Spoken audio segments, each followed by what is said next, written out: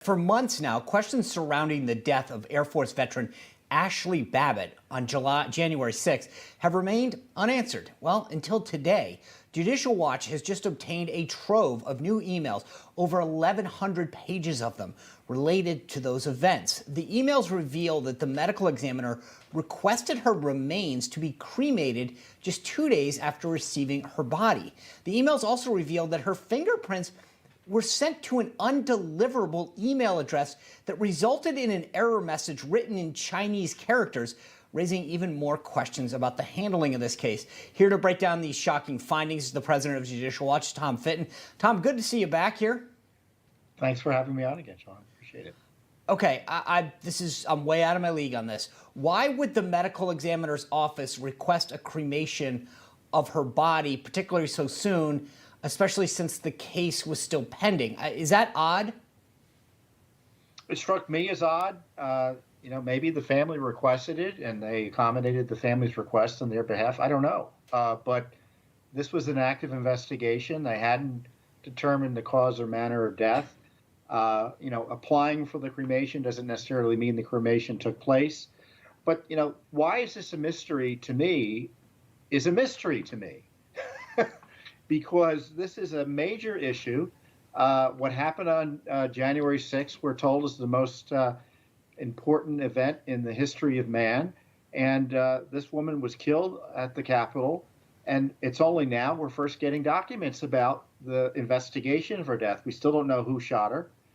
And this basic information about the investigation, you would have thought would have been released in a more timely way. What else is interesting here is they seem to have determined the cause and manner of her death in early January, I think January 13th or 14th. Right. Toxicology report, the preliminary results of that were received, I think, in February. So even given them until February, it wasn't until April did they finally give us basic information determining it was a homicide publicly and the cause and manner of death. And you have to wonder why the delay. And of course, Officer Sicknick was delayed even further, the results.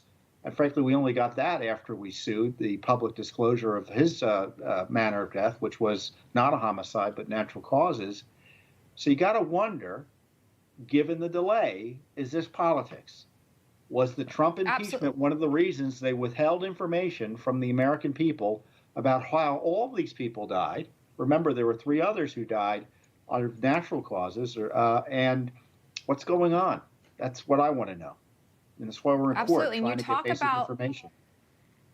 Well, Tom, you talk about this timeline of figuring out that it was a homicide on January 13th by the medical examiner's office. But it wasn't that they only withheld it. They didn't give it when asked because members of the media were asking the OCME for those details in February. So this is a long delay for them having the answer, not giving the answer, and withholding that information from the media, ultimately from the American people.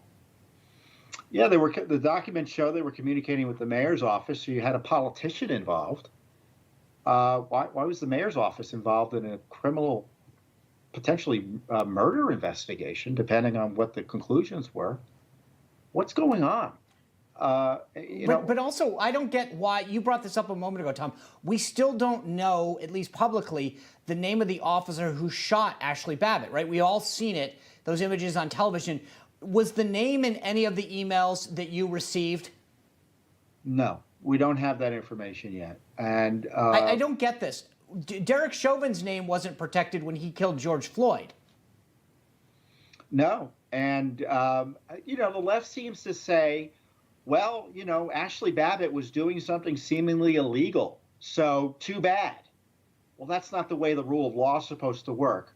I want the investigative report about how that shooting took place, whether it was justified or not. I want the name of the officer. It's something that would be required from any other major police department. Frankly, also the FBI. The FBI wouldn't be able to withhold this information. But because it's Nancy Pelosi's police force, the rule of law doesn't apply, and basic transparency requirements don't apply. Unbelievable. I want to bring up something else, Tom, that Sean mentioned in the beginning, that there were fingerprints from Ashli Babbitt that were requested to be sent to some email, but that email was undelivered. and there was an error email received with Chinese characters in it. Does this mean anything to you? Was that odd at all? I mean, I'll defer to the computer experts to suggest to me that they misdelivered an email to China. And how else would you want to interpret that? Can I ask a question? When you got this, were you surprised? I mean, I know you guys do this all the time. You go for it. Were you surprised you got the emails? They did give us the documents. Look, we sued the D.C. government. Thankfully, we didn't have to sue the federal government for this. We usually get a quicker answer when you sue a locality. But the District of Columbia Police presumably investigated this death. So we're interested to know what else is out there and hopefully get additional information in addition to this. Again, this is something Nancy Pelosi and Senator Schumer can release immediately, which is any report done by the Capitol Hill Police Department of Ashli Babbitt's death, and including the name of the officer involved in the shooting. Instead, now Judicial Watch has gone to the District of Columbia government, who obviously interacted with the police here, the Capitol Hill Police, to try to get this information in directly. In theory, we shouldn't have to sue for information like this. But because there's this, how is it you would describe it as anything other than a cover-up? It is a scandal of epic proportions that we still don't have basic information about the only person who died via homicide on January 6th. Yeah, it's unbelievable. Tom Fitton, thank you for what you are doing at Judicial Watch to hold people's feet to the fire. I know you have other FOIAs in right now, so we'll have to check back in with you. Thanks for your time tonight. You're welcome. Thank you. Hey, I'm Rob Finnerty. Thanks for watching. If you enjoyed this video, please join the conversation in the comments below. Don't forget to subscribe, too. Hit the bell icon to be alerted to breaking news. And remember, there's a whole lot more on Newsmax TV, America's fastest growing cable news network. Newsmax TV, we're real news for real people.